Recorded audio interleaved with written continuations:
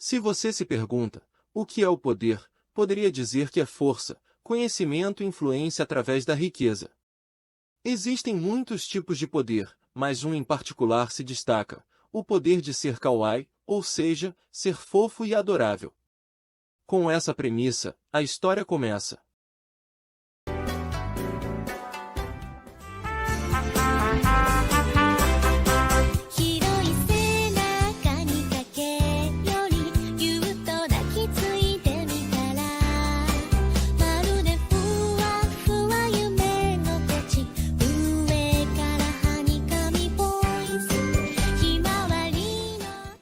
この番組はご覧のスポンサーのコチェトでお送りします。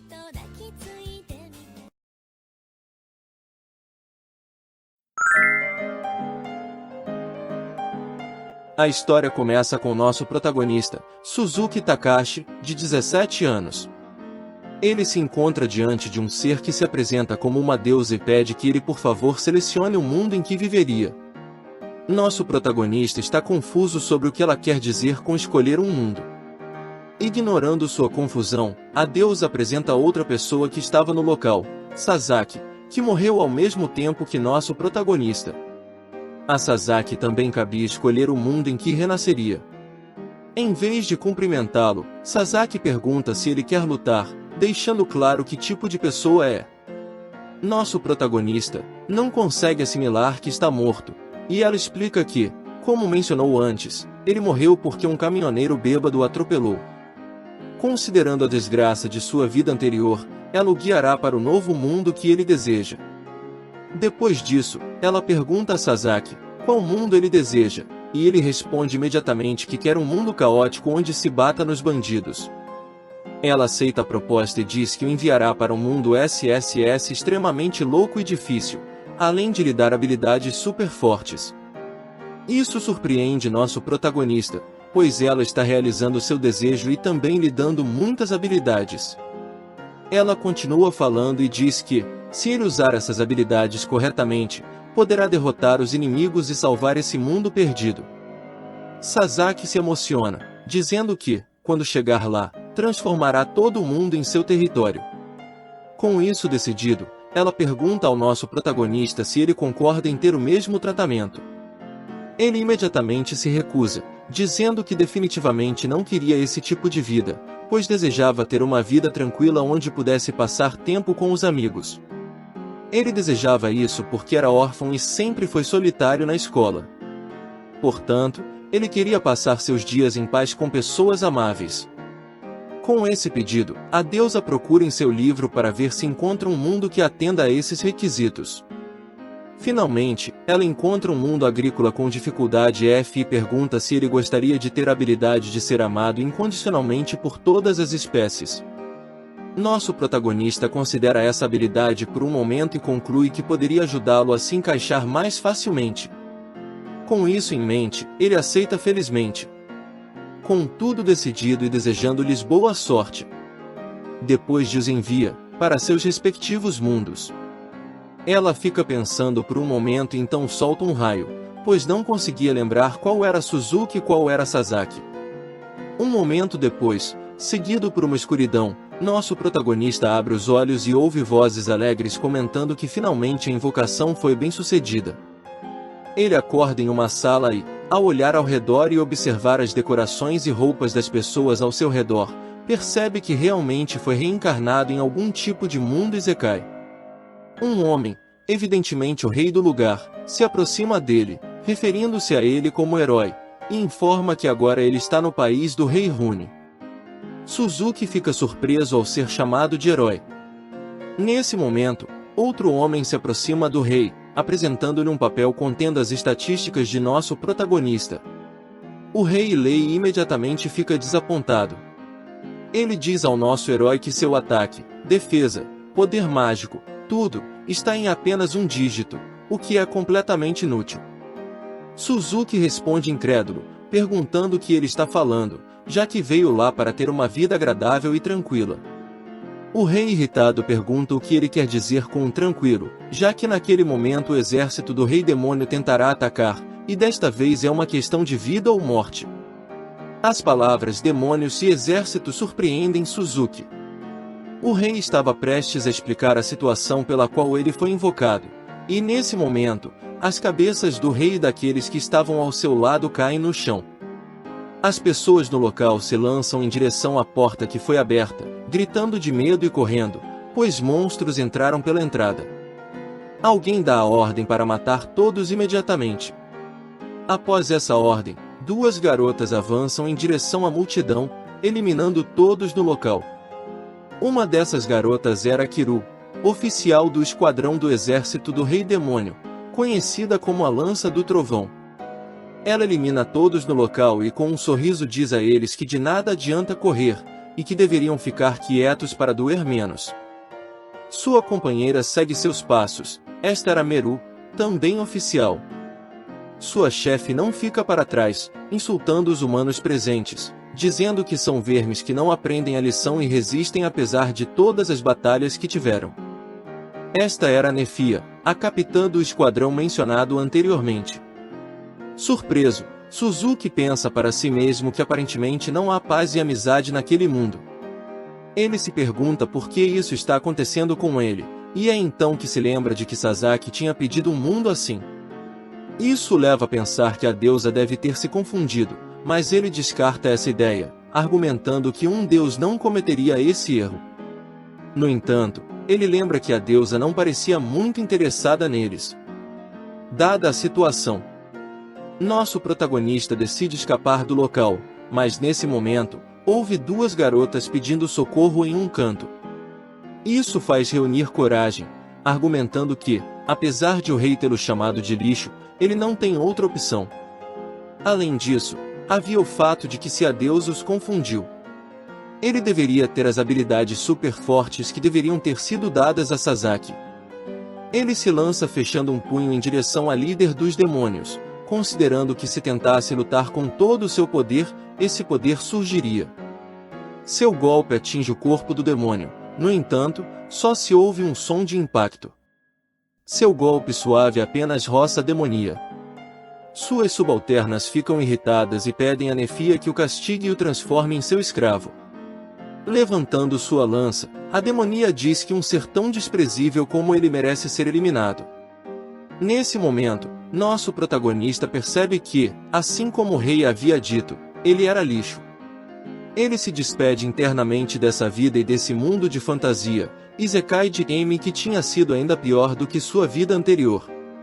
Com isso, Suzuki se prepara mais uma vez para a morte. Enquanto isso, a demonia Nefia está em uma situação complicada, totalmente confusa e sem saber o que fazer. Ela se pergunta internamente por que ele é tão bonito. Momentos antes, quando seu Suzuki se lançou em sua direção, conseguiu tocá-la, pois ela estava distraída e cativada por sua ternura. Embora fosse apenas um humano e uma vida inferior, ela sente o desejo de abraçá-lo. No entanto, ela deve eliminá-lo por sua insolência. Mas quando aponta sua lança, não consegue fazê-lo, e no calor do momento e por hábito, ela havia dito que ele deveria morrer, então agora não pode recuar, pois deixaria um mau exemplo para suas subordinadas. É uma situação complicada. Por outro lado, as demonias gêmeas, Kiru e Meru, estão em uma situação semelhante. Na verdade, elas não querem se livrar de nosso protagonista. Até Kiru se sente mal por tê-lo insultado e, se comunicando telepaticamente, tentam encontrar uma maneira de evitar que Nefia o mate. Enquanto essas três estão imersas em seus pensamentos, a pausa torna-se evidente para nosso protagonista, levando-o a pensar que elas estão planejando torturá-lo para que ele sofra lentamente. Com isso em mente, ele implora que, se vão matá-lo, que o façam rapidamente. Sob a pressão que nosso protagonista exerce sobre Nefia, ela começa a balbuciar, dizendo que ele é um humano insolente. Mas matá-lo lentamente nunca foi algo que ela disse. Suzuki lembra a ela que ela disse isso. Ela responde que sim, mas nunca afirmou que o mataria lentamente. Isso confunde Suzuki, e ela, para sair do apuro, diz que ele será punido, mas não morto lentamente. Nesse momento, ela ordena a Kiru e Meru que o levem para a masmorra do castelo.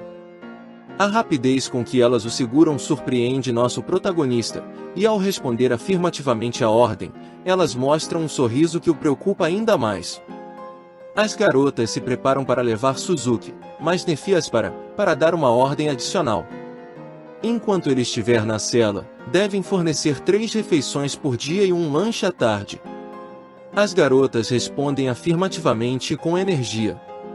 Nefia se dirige ao nosso protagonista, perguntando seu nome, argumentando que era difícil chamá-lo apenas de humano. Ele responde que se chama Suzuki Takashi. Ela fica corada pensando que ele tem um nome muito bonito. Sua reação confunde Suzuki, já que agora eles o deixam viver e até lhe fornecem 3 refeições por dia e um lanche. Além disso, ela pergunta o nome dele. Nefia diz o nome dela, e nosso protagonista sugere que ela está tentando engordá-lo para comê-lo, e que está perguntando o nome dele para colocá-lo no prato. Depois disso, as garotas o levam, enquanto Kiru e Maru se afastam com nosso protagonista. Nefia grita de inveja porque, devido ao medo de altura, nosso protagonista deve estar segurando essas garotas com força, o que a deixa com muita inveja. Mais tarde, nosso protagonista está na cela, pensando que tudo aconteceu tão rápido. Todas aquelas pessoas e o rei morreram num instante, e ele também espera morrer lentamente. Ele lembra como morreu em sua vida anterior e pensa que uma morte instantânea não é tão ruim se vista dessa perspectiva.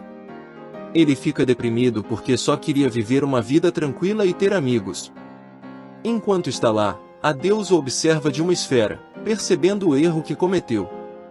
Apesar de ser uma deusa, ela lhe deu as habilidades corretas, mas misturou os mundos. Não podia fazer nada, pois uma vez que uma pessoa reencarnava, não podia trazê-la de volta, e o contato com alguém do céu era proibido. Refletindo sobre isso, a deusa percebe que a habilidade que deu a ele, chamada amado incondicionalmente por todas as espécies, poderia mudar os fundamentos daquele mundo. Dependendo de como ele a usasse, poderia se tornar um herói ou algo semelhante. Mas a decisão estava em suas mãos. Ela só podia desejar-lhe sorte.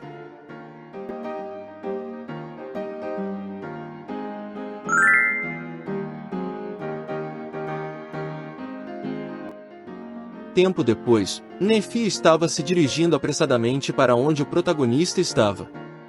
Ela tinha ficado acordada a noite toda fazendo relatório para poder ter tempo suficiente para ver Suzuki. Ao chegar à cela, ela a encontra vazia, e ela fica perturbada. Ela, alterada, pergunta ao guarda o que aconteceu com os humanos que estavam naquela cela. Ele responde orgulhosamente que ela não precisava se preocupar com eles, pois os havia enviado antecipadamente para a câmara de tortura e os tratou conforme a norma estabelecida. Ele ri orgulhosamente, feliz por ter lido o manual do novato com antecedência. Sua alegria dura pouco, pois Nefia o golpeia, fazendo sua cabeça girar e cair no chão. Ela diz para ele esquecer essas regras estúpidas e ler o ambiente. Ela se lembra de todos os lugares para onde poderia ter enviado nosso protagonista, justamente o enviou para a câmara de tortura. Sua preocupação se deve ao fato de que quem estava encarregado da câmara de tortura era um demônio chamado Uroburu. Ele gostava de torturar humanos usando insetos. Mesmo quando estavam quebrados, ele continuava torturando-os e não era alguém que pudesse ser convencido facilmente, já que não era do tipo sociável. Isso era óbvio, já que ele era um torturador destacado. Parece que a situação de nosso protagonista era difícil. Esse pensamento levou Nefia a dar outro golpe no novato para se desabafar. Ela se dirigiu rapidamente à câmara de tortura, esperando que seu querido Suzuki estivesse bem. Ela saiu correndo, deixando o novato se perguntando quem diabos era Suzuki para que a calma Nefia reagisse assim. Por outro lado, nosso protagonista estava olhando com terror enquanto alguém era torturado. Ele não podia acreditar no que estava vendo, era assustador morrer assim. Nesse momento, ele percebe que há alguém ao seu lado, expelindo e tremendo de medo, comentando que era igual ao que tinha ouvido sobre os demônios. Para eles, não importava se cuspiam informações ou não, eles apenas levavam seu tempo para desfrutar da tortura. Ele gritava dizendo que não queria morrer e chamava por seus pais. Suzuki se aproxima dele e diz que se oferecerá como próximo, pois se o objetivo deles era desfrutar o máximo possível, poderiam tê-lo até ficar insatisfeitos. Isso aumentaria um pouco as chances de vida do sujeito. Isso comove o sujeito, mas nesse momento, ele avisa que o demônio está atrás dele. Suzuki e o sujeito começam a gritar de medo, suplicando por suas vidas, com o sujeito pedindo perdão e oferecendo dinheiro, prometendo dar o que quisessem, mas pedindo para deixá-lo viver. Nesse momento, o demônio lança o sujeito contra a parede, deixando-o inconsciente. O demônio agarra Suzuki e pergunta por que ele estava olhando tanto. Ele pergunta o que Suzuki quer. Enquanto liberta sua corda, explica que sempre desfruta torturando as pessoas. Mas quando nosso protagonista ficava olhando, algo o incomodava. Suzuki pergunta se ele quer torturá-lo, ao que o demônio responde que não. Suzuki pergunta então o que ele quer fazer com ele. O demônio, batendo a cabeça na parede, responde que é isso que ele quer saber. Ao ver isso, nosso protagonista se assusta e começa a chorar. O demônio tenta acalmá-lo, mas não sabe o que dizer. Já se passaram 10 anos desde que ele teve uma conversa com alguém, então entrou em pânico e fez isso. Devido à sua natureza, até seus irmãos achavam que ele era estranho, então ele começou a passar tempo brincando com insetos, já que, mesmo que não falassem, eram dóceis. Assim, todos os dias, ele brinca com os insetos e com os humanos. Ele desfruta dos humanos e de seu sofrimento, ver suas reações é seu objetivo. Ele fica pensando que o protagonista é humano, mas há algo de diferente nele. Nesse momento, nosso protagonista levanta seu rosto coberto de lágrimas, o que surpreende o demônio quando encontra Suzuki tão dócil. O demônio se pergunta o que diabos está acontecendo enquanto segura a cabeça. As reações e os sons estranhos que ele fazia sob a bolsa que cobria sua cabeça assustaram ainda mais nosso protagonista. Ao ver seu medo, o demônio coloca sua capa sobre Suzuki e diz que ele não precisa ter medo, pois não fará mal a ele. Ela até tira a bolsa da cabeça para que Suzuki possa usá-la para enxugar suas lágrimas. Surpreso com esse tratamento, nosso protagonista agradece. No momento em que ele levanta o olhar, pode ver o rosto do demônio. Ele pergunta se ela é uma garota. Ela diz que sim, e apesar de ser uma garota, é um ogro, por isso tem esse corpo musculoso. Nosso protagonista de repente diz que ela é bonita. Ela fica surpresa e zangada, pensando que ele está debochando dela. Ele diz que não está mentindo, ela tem um rosto bonito e agradável. Isso provoca um sorriso em seu rosto. Ela continua falando e explica que sabe que seu corpo é robusto e musculoso, o que o torna repugnante. Então, ele tem que devolver essa capa. Suzuki concorda, mas na verdade, ele não a acha repugnante. Além disso, ele está surpreso que ela seja tão bonita. Ela fica muito feliz. Com a mesma alegria, diz que gosta de conversar com ele e quer falar mais. Então, ela pergunta o nome dele. Ele diz que se chama Suzuki. Depois disso, ele mostra seu animal de estimação, que era uma espécie de verme, e se aproxima do protagonista para que ele o veja. Ela fica um pouco deprimida ao perceber que nosso protagonista não gosta de insetos. Nosso protagonista pergunta qual é o nome dela, e ela responde que se chama Uroguru, pedindo para que ele não se esqueça. Ela diz a Suzuki que é um mistério, já que tem dificuldade em falar, especialmente com um humano, mas é diferente com ele, ela se sente feliz apenas olhando para ele. Isso a faz se perguntar por que isso acontece. Nesse momento, alguém chuta a porta e entra. Era Nefia. Uroguru pergunta o que ela está fazendo ali. Sem responder, ela diz para ele esquecer disso e lhe dizer onde diabos estava Suzuki. Ela o vê atrás de Uroguru, fica aliviada em vê-lo bem e consegue se acalmar um pouco. Agora mais calma, ela pergunta a Uroguru quem diabos era ela, e Uroguru se apresenta, e ela fica surpresa. Já que não conhecia seu rosto, Uroguru diz que isso não importa, já que tinha algo para lhe pedir, pedindo a Nefia que não eliminasse aquele humano que estava ali. Embora, depois de dizer isso, ela fica tímida e pede isso por favor. Nefia responde que não precisava que ela lhe pedisse isso e que o levará para a sala de escravos. Suzuki fica deprimido ao ouvir que irá para a sala de escravos, e Uroguru, para animá-lo, diz que aquele era o melhor lugar onde ele poderia estar, já que não seria torturado nem transformado em comida. Aquele lugar para os humanos era o mais seguro. No entanto, depois de dizer isso, ela fica deprimida, pois isso significava que não veria mais Suzuki. Ele pode perceber sua reação e sussurra para ela parar de fazer mal àqueles dois humanos. Ela tenta se recusar, pois um deles ainda não havia sido interrogado, mas nosso protagonista, sem recuar, diz que se ela prometer isso, ele voltará para vê-la outra vez. Ela fica nervosa e diz que podem encontrá-lo se tentar voltar. Nefia olha para ela, mas não diz nada, apenas diz para Suzuki se apressar. No final, Uroguru aceita e abraça nosso protagonista, dizendo que estará esperando por ele. Suzuki tenta avisar que ele estava sendo pressionado pelas bênçãos dela, mas ela ignora, tão alegre que nosso protagonista sente uma sensação calorosa em seu rosto.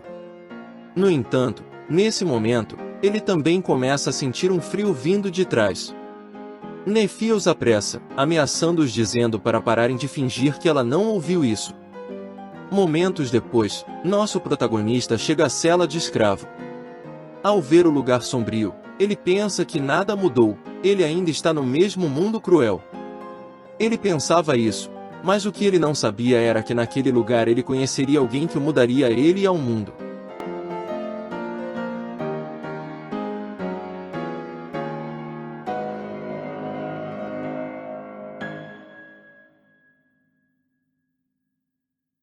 E aí, apaixonados por esse tipo de conteúdo exótico, gostaram? Se você curtiu esse resumo incrível e quer garantir que não vai perder nenhum conteúdo emocionante, inscreva-se agora mesmo no nosso canal. Não deixe essa oportunidade passar, clique no botão de inscrição e faça parte da nossa comunidade. Muito obrigado, deixe seu comentário e nos vemos no próximo vídeo.